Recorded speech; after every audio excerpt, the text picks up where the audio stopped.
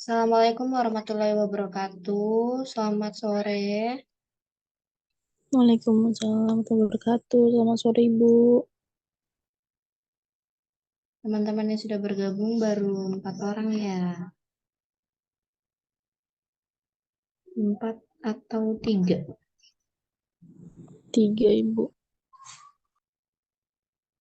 Jadi teman-teman yang lain biar nyusul aja.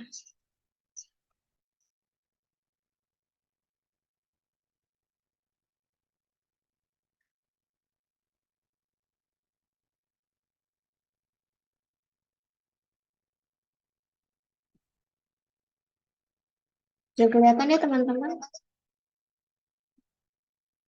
Kelihatan, Ibu. Bagaimana? Ibu. Sudah kelihatan, Ibu. Oke. Bagaimana nih kabarnya teman-teman hari ini? Kita sudah masuk di Alhamdulillah, pertemuan kedua. sehat, Ibu. Hari ini kita Zoom karena ada halangan ya, jadi kita tidak bisa ketemu secara offline.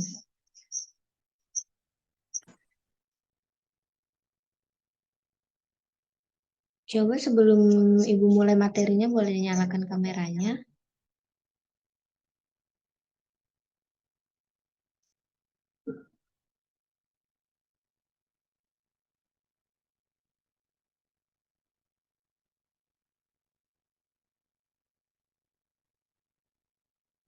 Kak sama Umi gabung ya?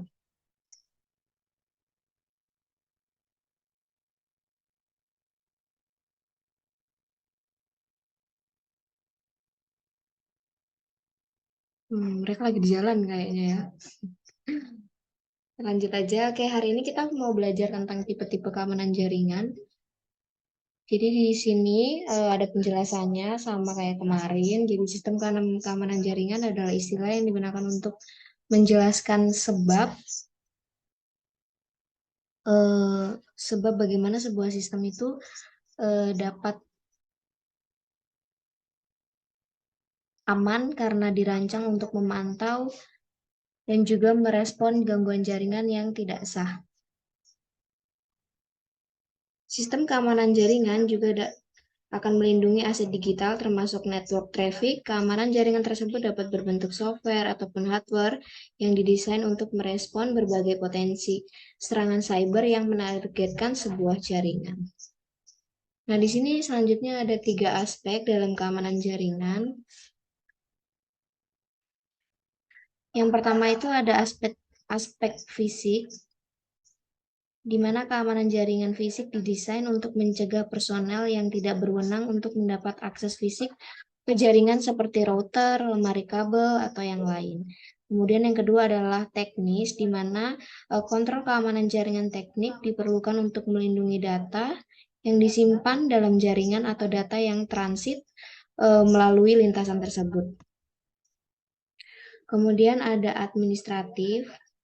Administratif ini adalah kontrol keamanan jaringan yang terdiri dari kebijakan yang mengatur perilaku user seperti langkah autentikasi, tingkat akses user, serta bagaimana staf IT ketika mereka menerapkan perubahan pada infrastruktur jaringan.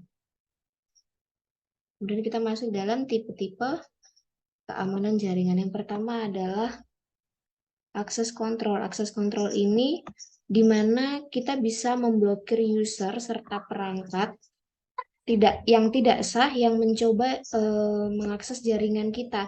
Jika pengguna tidak sah ini dapat masuk ke dalam jaringan, maka sejumlah kerusakan yang dapat mereka lakukan itu akan sangat banyak sekali. Kemudian akses kontrol juga memungkinkan kita untuk meningkatkan perlindungan jaringan dengan cara membatasi akses pengguna. Sebagai contoh, misalnya kita dapat memberi administrator akses penuh ke jaringan tetapi menolak akses ke folder rahasia tertentu. Kemudian yang kedua ada anti-malware software.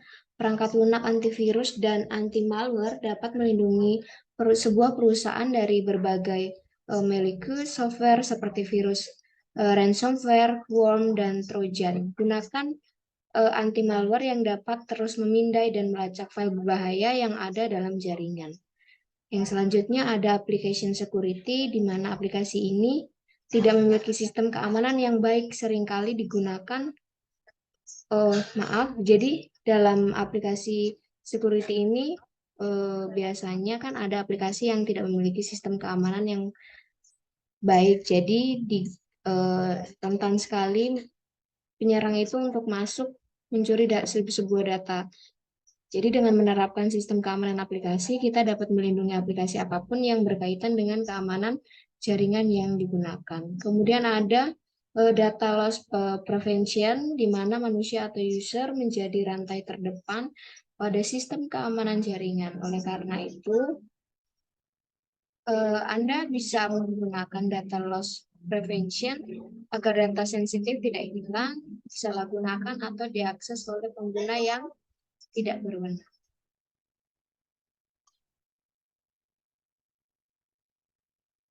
Waalaikumsalam.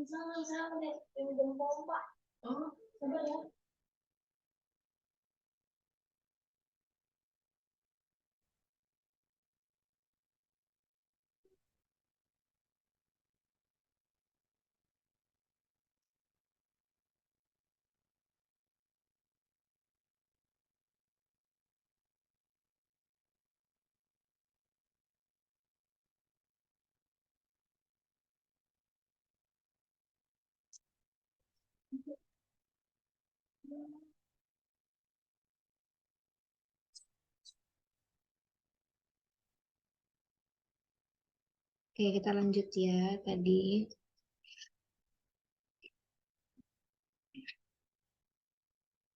Nah, kemudian di bagian keenam ada email security. Email security ini diperlukan karena manusia atau pengguna sering menjadi target serangan email. Jadi dengan email security ini kita akan terbantu untuk mengidentifikasi email berbahaya. Jadi kita dapat memblokir serangan tersebut. Kemudian ada firewall. Firewall ini bertindak sebagai penghalang antara jaringan eksternal yang tidak terpercaya dengan jaringan internet.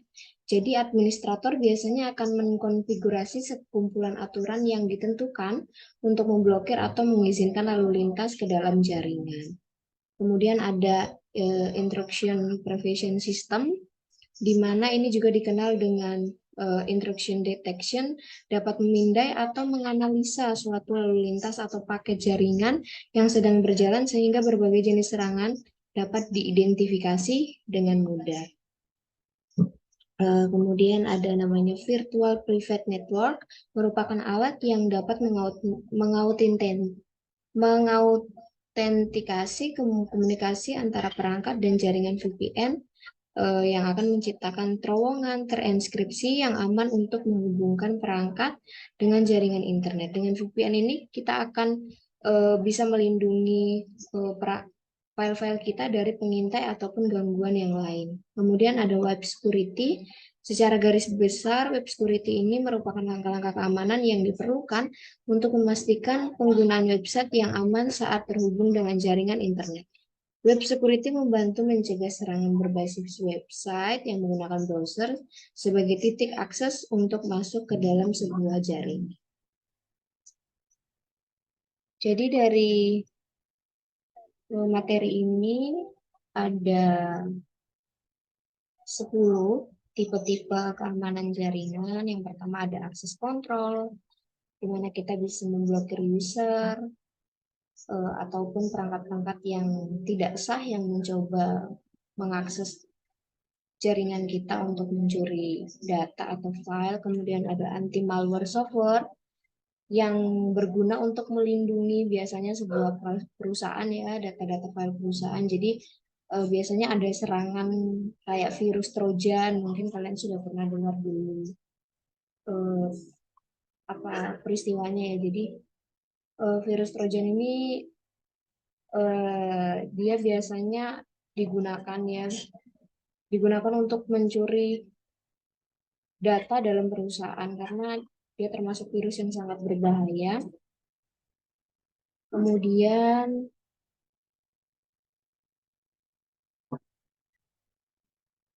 ada namanya application security. Jadi ini digunakan untuk melindungi aplikasi apapun yang berkaitan dengan keamanan jaringan yang digunakan. Jadi misalnya kita nih kayak kalian download aplikasi, tapi bukan dari Google Play Store, downloadnya dari kayak browser-browser biasa. Nah biasanya kalau download aplikasi dari browser biasa itu rentan sekali dengan yang namanya virus. Jadi biasanya kalau kita download aplikasi lewat browser biasa, dia akan muncul aplikasi ini sangat berbahaya. Apakah Anda ingin eh, melanjutkan penginstalan? Biasanya muncul seperti itu. Nah, kemudian saat muncul seperti itu kalian perlu waspada karena biasanya di situ mengandung sebuah virus.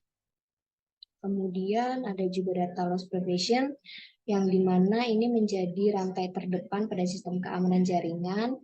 Karena adanya data loss prevention ini, eh, data sensitif ini tidak hilang. Jadi dia tetap aman, tidak dapat disalahgunakan ataupun diakses oleh pengguna yang tidak berwenang. Kemudian ada email security tadi, kita bisa mengetahui email-email mana yang berbahaya yang masuk. Kemudian ada firewall yang bertindak sebagai penghalang. Kemudian ada intrusion prevention system. Dan yang dua bagian terakhir adalah VPN dan juga web security.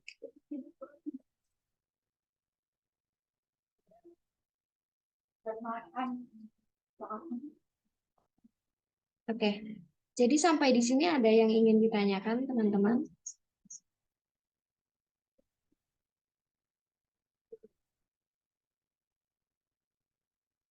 Halo, suaranya masih kedengaran?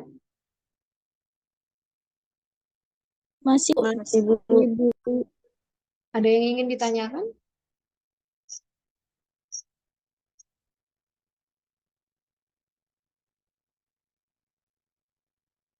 Oh ya, ini juga mungkin kalau yang bagian VPN kalian pernah mendengar dulu, misalnya situs-situs yang tidak bisa dijangkau. Biasanya kalau kalian suka kepo-kepo, ada satu situs yang biasanya tidak bisa kita akses karena situs itu dibatasi oleh OJK. Jadi bukan OJK, apa yang namanya dibatasi dari pusat. Jadi dia memang terlindungi, tidak boleh sembarangan orang mengakses itu. Tapi karena eh, kreatifnya orang Indonesia, biasanya mereka pakai VPN. VPN untuk membuka situs tersebut. Nah, kalau kalian juga biasanya searching atau apapun di Google, kemudian banyak sekali iklan-iklannya, nah itu juga termasuk banyak virusnya. Apalagi kalau kita mau download terus dialihkan ke situs-situs yang lain, itu sangat rentan sekali. Kemudian kesimpulannya adalah sistem keamanan jaringan yang tidak baik dapat memberikan berbagai ancaman yang membahayakan perangkat komputer. Nah, Cyber Security Venture memperkirakan bahwa kejahatan cyber akan semakin meningkat, khususnya di dunia perusahaan ya. Oleh karena itu, dunia perusahaan sangat membutuhkan sekali yang namanya sistem keamanan jaringan yang lebih baik.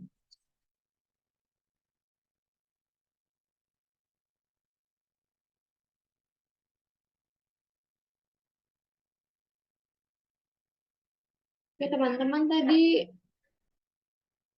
dari pembahasan ini, apakah ada yang pernah mengalami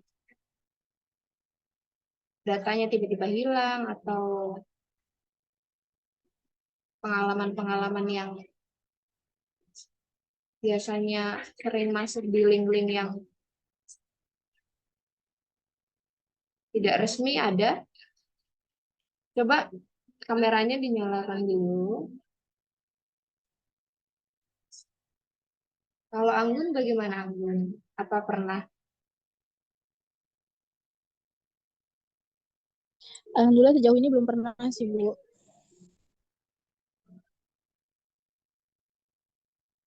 Bagaimana Anggun, suaranya tidak kedengaran di sini? Un-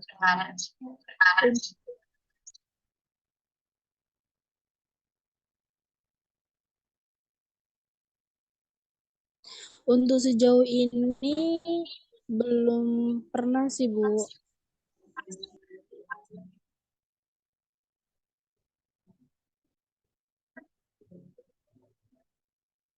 Oke, kalau begitu kita absen dulu ya.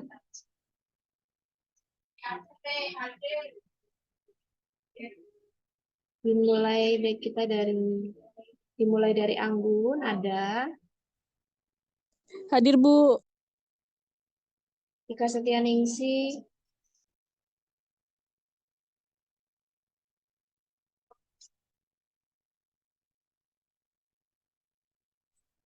Ika Hadir Setianingsih Bu, ada, hadir Bu. Ada Bu, ada Bu, ada.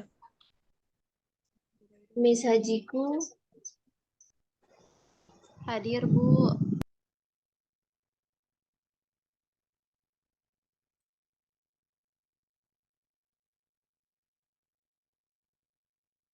Umi Aisyah,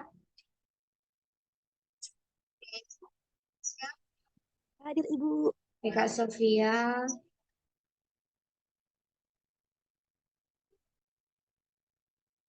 Eka hadir Bu. HP-nya oh iya, Susanti, hadir Bu. oke.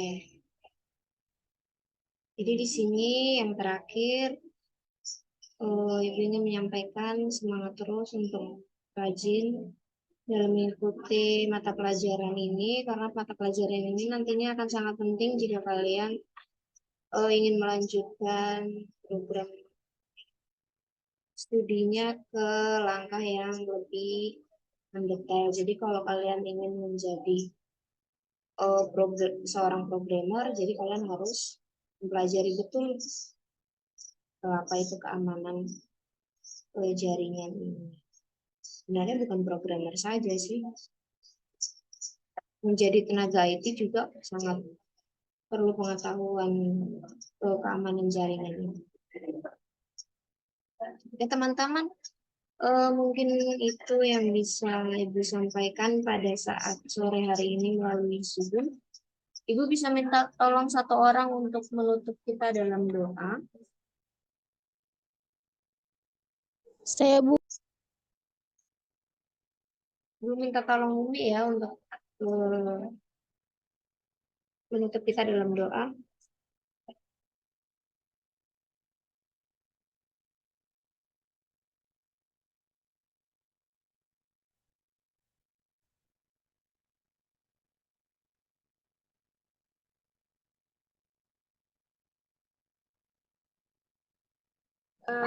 Oke teman-teman, sebelum kita mengakhiri pembelajaran hari ini, sebaiknya kita tutup dengan doa. Doa selesai. Oke, terima kasih teman-teman yang sudah bergabung pada saat sore hari ini. Selamat berjumpa kembali di pertemuan berikutnya. Berkata, Assalamualaikum warahmatullahi wabarakatuh dan selamat sore.